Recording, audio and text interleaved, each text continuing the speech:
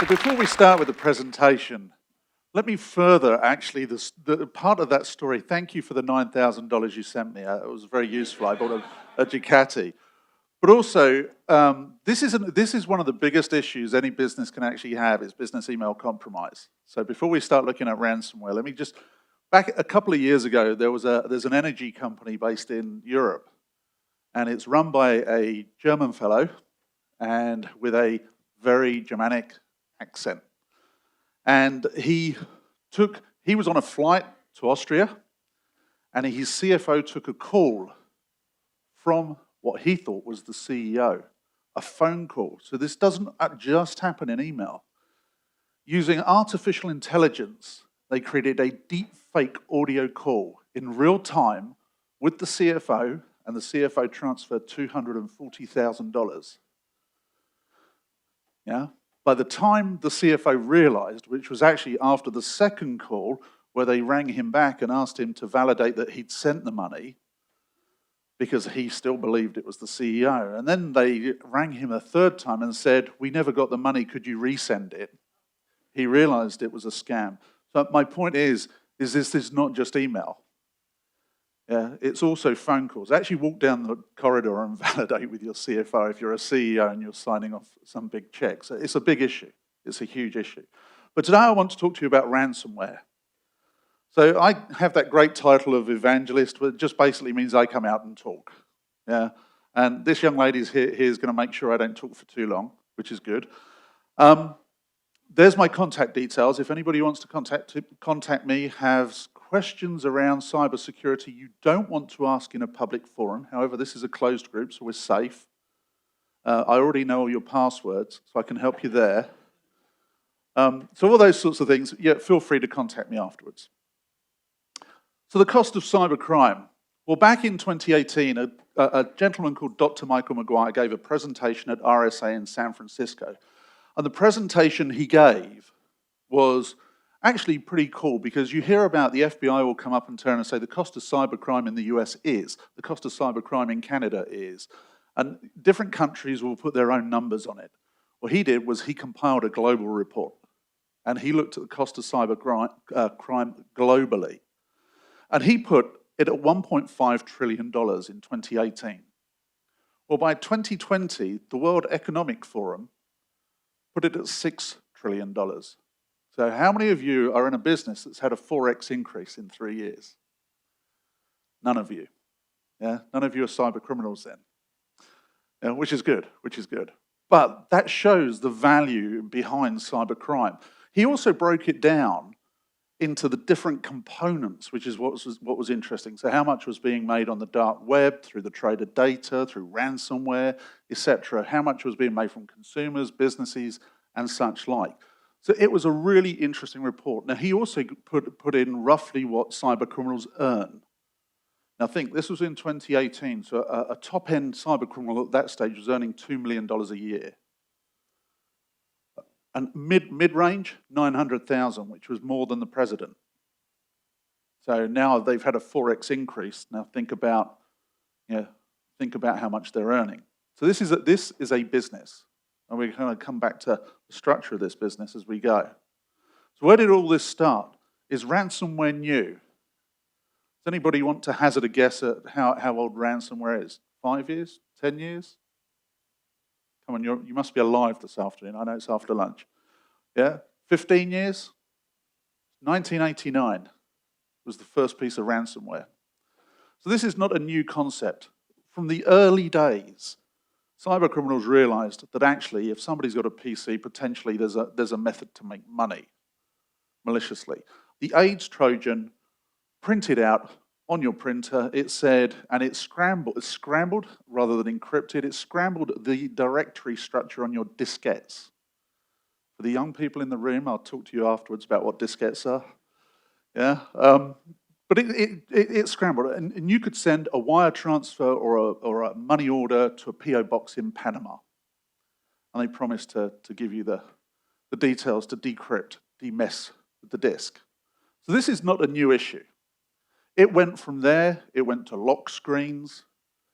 An FBI warning would appear on your machine saying the FBI have been watching you and watching the content that you've been looking at. it then transpired that they'd put a pornographic image on your screen and lock the screen so that your propensity to pay might be higher to get rid of this image. So it took different paths. It then went down premium rate SMS because it was an easy way to monetize. And of course, today we land in cryptocurrency land, which we'll also come back to, because that's what's allowed the monetization of cybercrime. So the cost of cyber attacks today, well, how did we get from small demands to the big demands? So just out of interest, has anybody in this room paid a ransomware demand? Is anybody willing to own up to it? Thank you, thank you. Was it big? Good for you. But unfortunately, it's a reality of life. 2018, the attack on Atlanta. Does anybody remember? The smart city servers of Atlanta suffered a ransomware attack that took down the infrastructure of the Atlanta city. Correctly, in my view, the Atlanta administration turned and said, we're not paying. The ransomware demand was for $51,000. Now, and today, if that turned up, after you've stopped laughing at such a small demand, you'd probably pay because it's so small. But they didn't pay, and I believe this was a stake in the ground around this time. The year before you had WannaCry, then you've got Atlanta, and then there was a few other instances in the months after Atlanta. Now, the interesting part about Atlanta is when a public entity gets hit and doesn't pay, they then publish what it cost them to rebuild. Now, estimates by experts at the time said $2 million. That's what it will cost you to rebuild your systems. $17 million later, they rebuilt their systems. So if you're a taxpayer in Atlanta, do you think they should have paid the $51,000? Or they should have been rebuilding their systems? So then fast forward, well, in fact, at the same time, WannaCry, the NHS, got hit hard in the UK, cost them $120 million to rebuild. Slightly more complex because they had to buy new MRI scanners and some of the equipment, and slightly different scenario. Norsk Hydro, $56 million to rebuild. So here we have 3 instances, very, very high value rebuilds. Now, if we fast forward then to Florida a year later, 2 cities in Florida got hit with ransomware and both paid $500,000 and $600,000. Now, the reason to pay, if you're sitting there and you're the mayor and you're the chairman of the organization of this city, I think you're going to pay. Because actually, you're going to look at Atlanta, you're going to look at the NHS, you're going to look at those public instances and turn and say, 500,000? I'll pay. But the problem is now you're funding cybercrime. You're actually funding the next attack. And you're actually motivating more people to get involved. And we'll get back to that in a minute. This is not one small group. This is actually, unfortunately, a large business. And then, during the pandemic, UCSF paid $1.14 million. Now, the interesting part about this particular case was they published all the dialogue. So the ransomware demand was $3 million, the NetWalker gang, and it came back down. The university offered $750,000. They landed at $1.14 million. What part of the UCSF's data was encrypted? Who knows? Maybe it was medical data that was required for the pandemic. We don't know. So maybe they had different motivations. But you can see a pattern here. In the space of 2 years, we went from $51,000 for taking the infrastructure of a city down to actually somebody paying $1 million.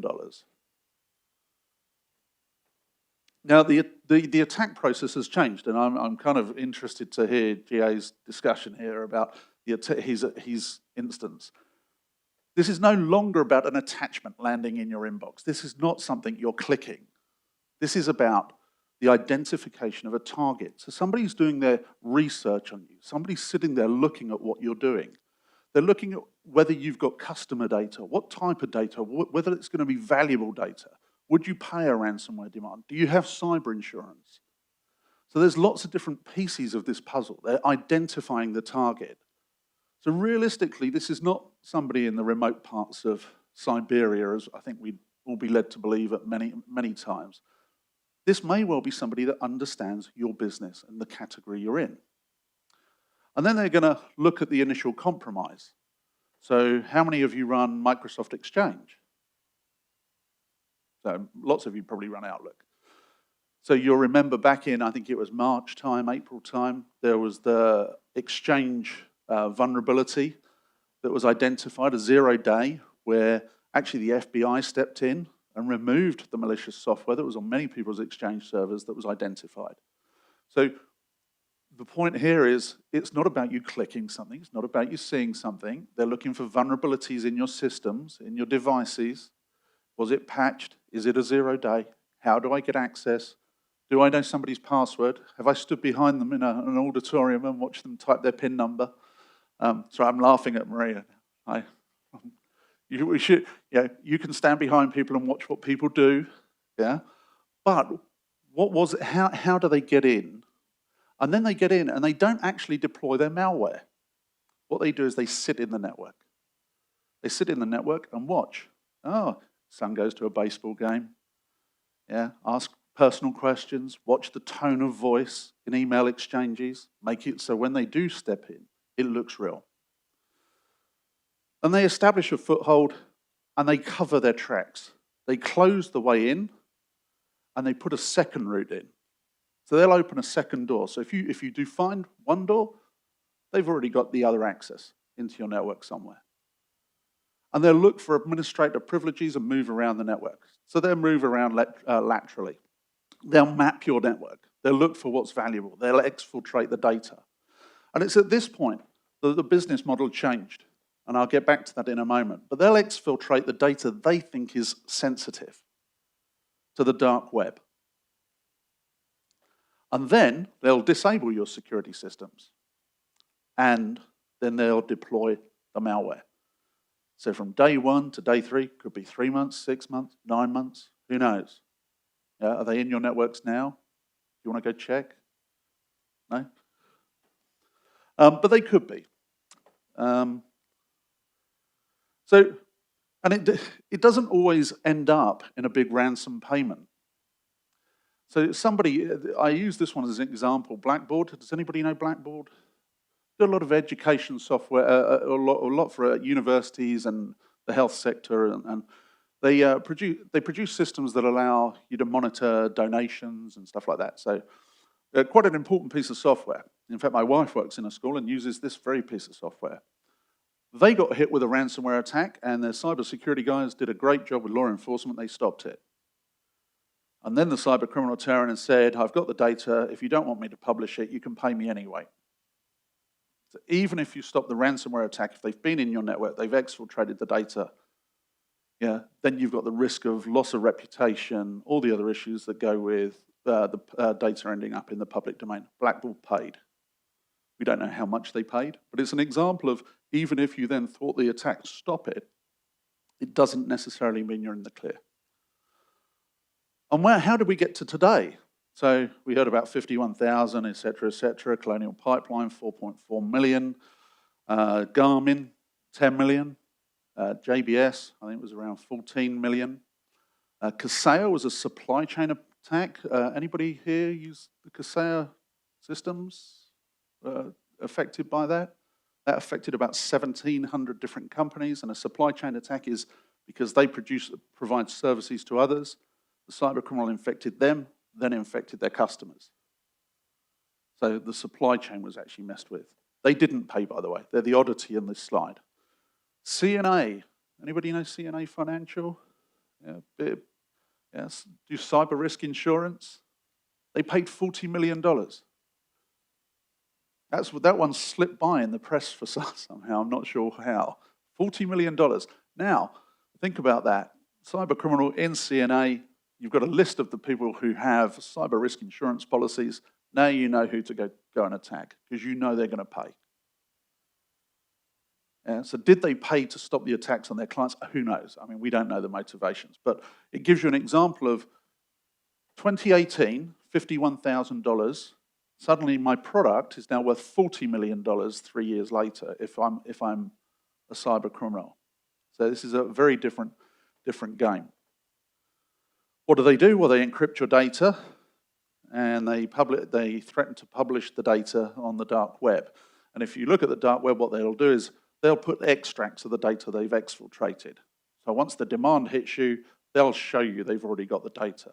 I think if you're receiving the demand, know they've got the data. Yeah, don't even question, it's not even worth questioning. And they'll also use other tactics to stop your business. So for example, print bombing. Make all the printers in your business start printing. Printing garbage. Cold calling your call center. Set robocalls. Lock out your call centers. Because if your customers can't, if there's something going on and your business is now down, and your customers can't contact your call center, and they run a denial of service against your website, now you've really got problems. Yeah? Your customers can't contact you by phone, by web, by email. Yeah? And basically, you're not only locked out of your system, they're locking you out of your business. It's a huge, huge different issue. So the pressure-inducing tactics come with it. Now, who's doing it? Because if you read the media, this is some ransomware gang somewhere, located in some, I was going to say exotic, maybe not so exotic always, but located in some remote place. Well, this is a business model. How many of you have affiliates? How many of you sell things through partners? Lots of you, I'd assume. So this model works exactly the same. Somebody sits down, writes the ransomware, they create a data center for the storage of the data, and they provide a service. But they don't go out and resell their service directly, so they only work through their partners.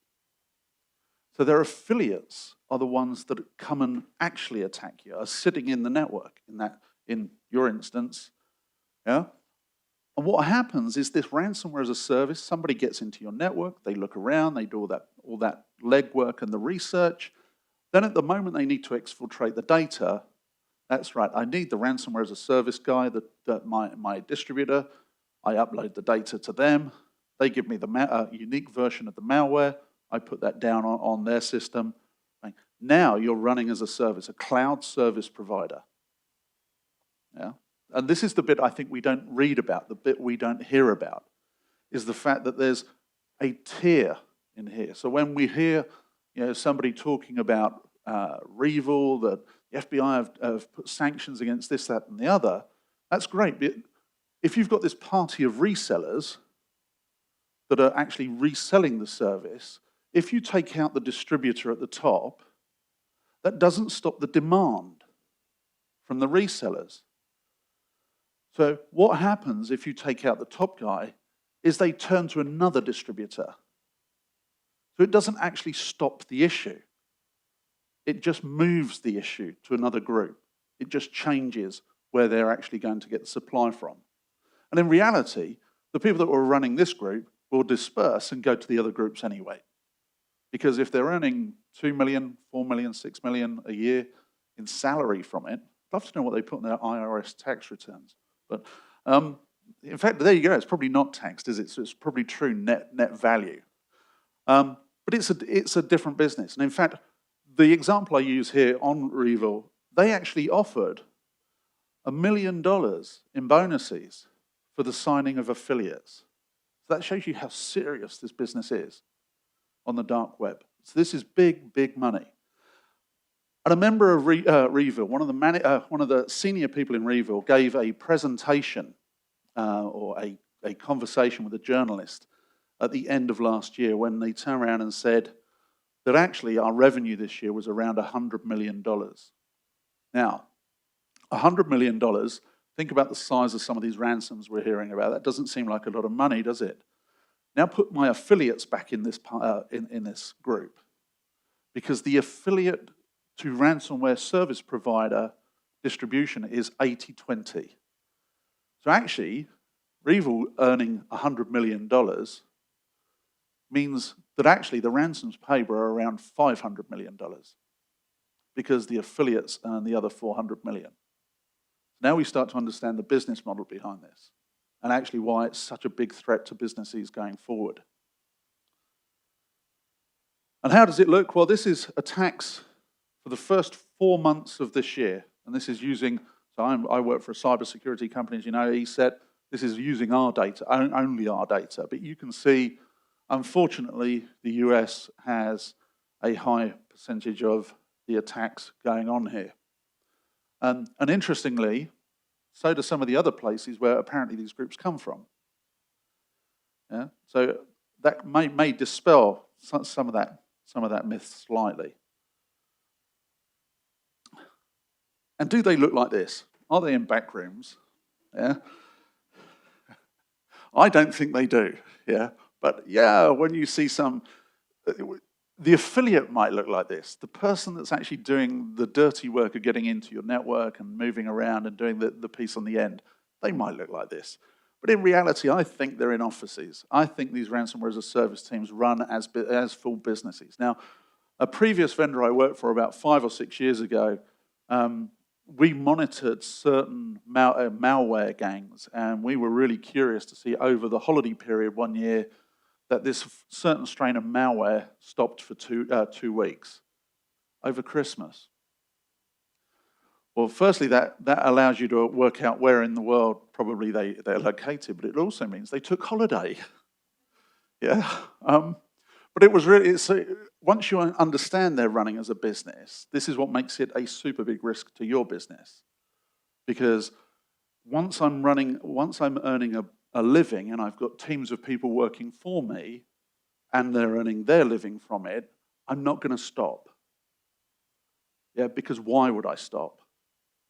So something has to happen to actually make me stop. And of course, then there's governments, nation-state attacks and all those sorts of things as well. Yeah, but that's not really what I'm talking about today. But of course that's happening. And if you're a small company, by the way, don't think you're out of this. This was a small company, I think they were in Arkansas, telemarketing company, 300 people. Ransomware hits you and you're unprepared, you close down. Yeah, that's the reality of it hitting a small company hard. Because if you don't have the recovery process, you might actually end up losing your business. So my point here is make sure that if you're a small business, you take this seriously too. Easy to ignore it. So to pay or not to pay, that's a big question. So is it legal? Well, firstly, if you pay somebody that's on the Office of Foreign Asset Control, so somebody that has been tagged by the US government or the United Nations as they shouldn't be paid, then you're breaking the law. And all the people involved in the payment are breaking the law. So your cyber risk insurance company, your bank, your cryptocurrency exchange, the negotiator you use, are all breaking the law. However, we haven't heard of anybody, have we, or being arrested. So, for example, Colonial Pipeline paid Revil, the owners of Revil are on the OFAC list. So why wasn't somebody arrested for actually paying the ransomware? Yeah, but potentially you're breaking the law. So if you're the CEO who signs off to pay the ransom, just bear that in mind. Make sure that you're not paying somebody that's on this list. And recently, the OFAC added, in fact, I think it was the Department of Treasury added a whole heap of Bitcoin addresses and wallets to the list. So even if you're paying a wallet, not an actual person, you may well be breaking the law as well. So it's a big issue. Now, what happens if countries move forward with legislation? Now, there's a bill going through here in the US, which I'll show you in a moment, that talks about making notifications. But what happens if you're the country that doesn't make it illegal to pay the ransom? So now imagine this targeted business that these cyber criminals are running, and some countries make it illegal. Well, that's easy. I just go work in other countries. I just go to the countries where it's not illegal. So I think in the next year, my prediction is at some stage next year, you're going to see some countries make this illegal practice to pay a ransomware demand. Yeah? And then there's going to be a mad scramble as you go around the world, because if you're last, you're going to be the last target on the map. Yeah? And you're going to see all cyber criminals come after you. So I think there'll be a mass rally around the world of people trying to make this illegal to pay in some way. That's my prediction. You know, if I get to stand here next year, we'll see whether that came true. Yeah? And And then there's the role of cyber risk insurance. I've spoken to quite a few people. Now, how many people in this room have cyber risk insurance? Yeah, I was going to say probably most of you. This is not the answer. Yeah, this is not instead of cyber security. Yeah, just make sure you realize that. This is not, oh, I've got cyber risk insurance, I've only got to pay 30%, the insurance company will pay the other 70%. That's not the answer to your issue. The issue is, one, not to pay and make sure that the network is secure, and actually you're not going to end up in this. So the Ransomware Disclosure Act. So I want to run a scenario here. In fact, I'm going to look at GA here. So you go home tonight, yeah, it's dark, yeah, you've parked the car, yeah, the Bentley's in the garage, yeah, I know, yeah. You open the garage door, you go into the 72-room mansion. I know all about it, yeah, and there's a noise in the house. Do you hide in the Bentley? Or do you ring 911? Go to the safe room, then ring 911. Ah, right, okay. If we were in Texas, of course, he'd have got his gun. And anyway, but my point is you'd have rung 911, right? The Ransomware Disclosure Act, basically what you do is you sit in the Bentley, you open the garage door, you watch the guy run down the drive with all your stuff, yeah? And then when he's at the end of the drive, put it in his van and driven off, then you ring 911. The Disclosure Act asks for notification after you've paid the ransomware. So somehow it's after the event. So this is actually about statistic gathering. It's not about stopping the crime in motion. Because if you stop the crime in motion, potentially you might not have to pay. So bear in mind, if you get hit with ransomware, the first thing you should do is contact a company like us or contact law enforcement, because there may be a decryptor. Somebody may actually have a decryptor for that specific variant, which is what happened in the Kaseya incident. Yeah? Because we don't publish the decryptors as an industry. We publish some of them, so if you're a consumer and it's a regular one, we may well publish. But in this instance, as a business, it's unlikely that we'd have published it. And the reason we don't publish it, because once we publish it, they change it. And therefore, it becomes useless. So we hold it back. Somebody contacts us and says they've been hit with ransomware. How can we help? Well, we may well have a decryptor. Yeah? So that's why actual disclosure after payment, to me, isn't going to fix this issue. How many of you have cryptocurrency? Yeah? You enjoyed the last 3-4 days? Yeah? Is it going down or up today? It's going up. It's about 5% up today.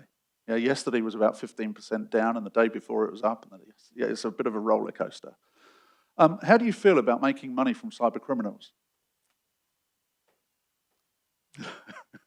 He's over here laughing. Yeah, because I asked him this question earlier in the week, and So the demand for cryptocurrency comes from where? Well, obviously there's investors like the people in this room. Businesses are buying cryptocurrency. Big businesses are buying cryptocurrency because they know they're going to get hit with ransomware. So they're stockpiling cryptocurrency. So some of the demand is coming from business. And then you've got the money laundering, the money coming in, so people actually paying the ransoms. And then you've got the money laundering going through the exchanges of people then washing the currency to take it out as cash at the other end. So the demand for cryptocurrency is a lot to do with cybercrime. So when it goes up and you're making money in your cryptocurrency wallet, yeah, and on your IRS filing at the end of the year, it says, how did you make this money? I made this money because I was investing in cryptocurrency that cyber criminals use. But no, I mean, my point is unfortunately, this currency is allowed an anonymized payment mechanism or pseudo-anonymized payment mechanism. And it needs, in some way, it needs some form of legislation or regulation. Can you open a bank account here in the US without your passport or without your driver's license? Do you have to go in and say, this is me, this is my identity? Yes, you do. You have to do that pretty much everywhere in the world now? Yes. So how come all of us here could suddenly create a crypto wallet this afternoon and start buying currency? And by the way, it's not currency. Of course, it's not actually seen as currency. It's an investment. Yeah? So therefore, this needs to change in some way. Yeah? And in fact, it needs to change for other reasons as well. How many of you, do you drive a Tesla? You don't. You drive a hybrid. Ah, such a shame. Does anybody here do both? Does anybody here? Anybody want to hazard a guess? And you're banned from answering this question. Anybody want to hazard a guess about how much one cryptocurrency transaction costs in energy consumption? Around $240. So if you drive your green car because you're concerned about the environment, the best thing you can do is get rid of your cryptocurrency, because it's using huge amounts of the world energy, which is the reason why, of course, Elon Musk got into sort of hot water when Tesla purchased cryptocurrency by block. He then found that actually the backlash of people that understood how blockchain works turned and said, well, you're an electric car maker going on about the environment, and here you are doing something else over here. So what should you be doing? Well, I'm a cybersecurity guy. You should be putting multi-layered security in. You should be putting in backups, not just backups. Make sure they restore. Make sure you have crisis plans. Make sure you run through them. Make sure they work well. How many people have accounts on the internet that don't have two-factor authentication on them? Yeah. Please make sure that's the one thing you go and do after you leave this room, is go and enable two-factor authentication. Update everything. How many people have updated the infotainment system in their car in the last 6 months? Well done. Yeah. I challenge you all to go to the dealer tomorrow and try and get your infotainment system updated. Yeah, I reckon you'll be there for 3 or 4 days, because the guy in the garage won't know how to do it either. Yeah. But my point is everything we connect to should be updated. Yeah. And employee training. Yeah. Yeah. You are the perfect example of why awareness is an issue. Yeah. And we need to make sure that there is good employee training. A robust incident response plan. Already have this practiced. Run a scenario. We've been hit by ransomware. What do we do? What's the communication? How do we recover? Yeah, how do we get out of this? It's so important that you actually run through this, not just have a written plan that you've all agreed on, but actually run the plan. Make sure that you can restore. Make sure that your backups are going to work. And make sure everybody actually understands who needs to be in the room when this happens. And make sure your external suppliers are aware. Anybody you connect to. Who do you need to notify? What would a notification look like? Do you need to tell the state attorney general if you've had a data breach? Which the answer to that, by the way, if it's more than 500 records, yes, you do. And you need to tell them within a certain time frame. So my point here is have a really, really robust plan. Yeah, because this is not a if you get hit. This is a when you get hit, unfortunately. And I'm going to leave you with, as you can hear, I'm a Brit, so I have to use a British saying here. Margaret Thatcher famously said at a political party conference, "Give in to the terrorist and you breed more terrorism." Well, if you give in to the cyber criminal, if you pay the ransomware, yeah, guess what? You're going to get more cyber criminals. And that's exactly what's happening. This is just an explosion of that business, a mass explosion. So I think we've got a couple of minutes. If anybody's got a killer question or anybody wants to run out to the car park now, and I've scared you enough, yeah, the person here wants to trip me over as I leave the stage because I've picked on her. Yeah. Yes. What percentage of the demand for cryptocurrency comes from cybercrime? So the question was, what demand from cryptocurrency comes from cybercrime? What percentage overall demand for cryptocurrency comes from cybercriminals? That's a very good question. I don't know the answer to that. But the problem is that's not easy to make a judgment on, because if I'm a financial institution and I'm buying cryptocurrency in case I get hit by ransomware, is that because of cybercrime, or is that, or is it also an investment for my business if it goes up? Am I just stock? I think that's a near impossible question to answer. Does everybody feel safe? You shouldn't.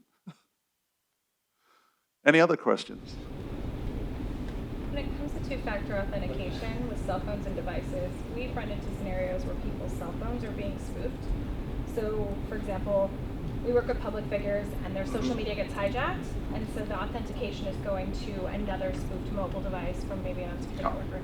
Are there any recommendations for that? Yeah, Tony, just make sure you repeat the question. So we have this on film. We can hear the question too. So the issue is the question is around how do you then protect the two-factor authentication device, i.e. the mobile phone. So this relates to an issue called SIM jacking, and SIM jacking is where a cyber criminal will walk into an AT&T store and they will socially engineer the person in the AT&T or Verizon or T-Mobile or whichever carrier. Sorry, there's lots of carriers. And they will socially engineer the guy behind the counter. I've lost my phone. I've had my phone stolen. Can you reissue the SIM? And what will happen is they'll turn and say, well, with the loss of my phone, I've lost my driver's license. Can you tell me the home address? Yes, I can tell you the home address. Do you know the social security number? Yes, I know the social security number. So you can quickly turn around and kind of validate who you are. The guy behind the counter is going to turn around and say, yeah, here's the new SIM card, and you just lost control of your two-factor authentication device. Now, there's worse scenario, and it gets a lot worse, because now I've got the two-factor authentication device, I can pretty much, if I can access other things you're doing with it, or the SMS messages, I can probably reset passwords on many different sites that are using SMS. So if you're using two-factor authentication, don't use SMS, use Google Authenticator or one of the other multi-factor authenticator systems. In fact, there's an ESET one, yeah? I'm saying, but if you're, as a consumer, if it gives you the option, choose an app, not SMS. Make sure with your carrier, you set a PIN number on your SIM replacement. So your carrier now has you can have the option to actually turn and say, don't reissue a SIM on my account unless somebody gives you this password PIN number. This is active in the system now, but of course, if you're an existing customer who hasn't set the PIN, they don't ask you for it. They're not going to ask for it. So make sure you actively go and configure it. The worst scenario, as a consumer, I can tell you now, that happens is if they know who you bank with, they'll walk into your bank and they'll turn around and say, I've had my ATM card stolen, can you please issue me a temporary ATM card? The bank will stand there and turn and say, I need to validate who you are, I'm going to send you an SMS message. And that's the only validation the bank does. And therefore, they've just got the ATM card to your bank account. Yeah, and they will walk out and start taking money out. Yeah, so it's a bigger issue if it's a consumer. Tony, well done, my friends. A good little appreciation. Tony, nicely done.